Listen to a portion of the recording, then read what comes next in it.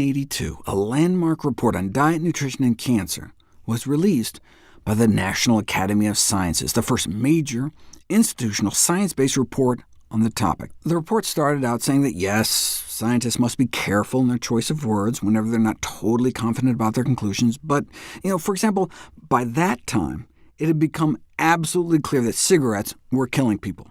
But had the population been persuaded to stop smoking when the association between lung cancer was first reported, these cancer deaths would not now have been occurring.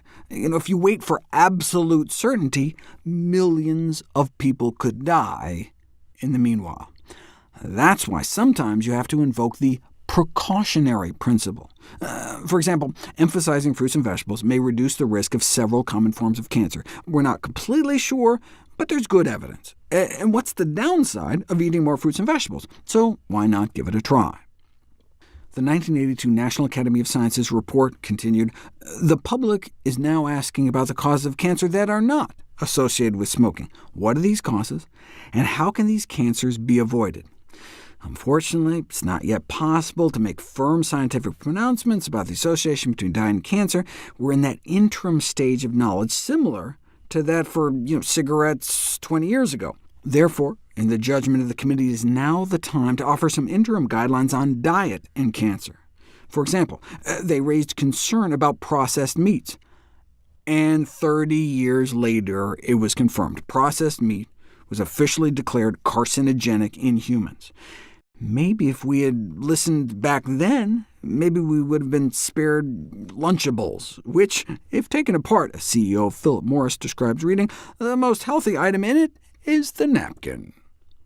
The findings of this diet and cancer report generated a striking level of disbelief from the cancer community and outright hostility from people and the industries whose livelihood depended on the foods being questioned, to the point of accusing one of the authors of the report of killing people, with formally organized petitions to expel the researchers from their professional societies.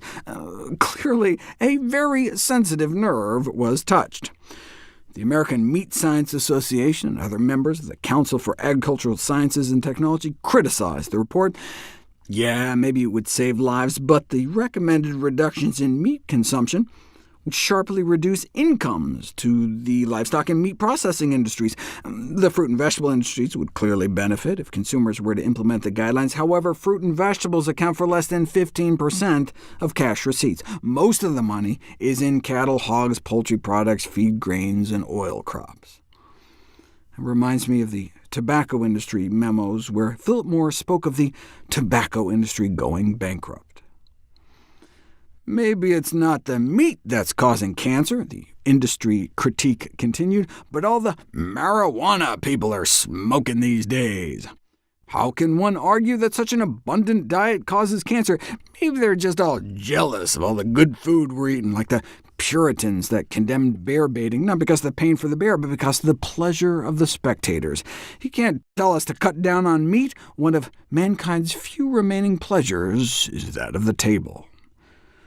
The day the National Academy of Sciences report was published was the day that food was declared a poison, declared Thomas Jukes, the guy who discovered you could speed up the growth of chickens by feeding them antibiotics. How dare the National Academy of Sciences recommend people eat fruits, vegetables, and whole grains daily, which were said to contain as yet unidentified compounds that may protect us against certain cancers? How can one select foods that contain unidentified compounds? This is not a scientific recommendation. It sounds like health food store literature.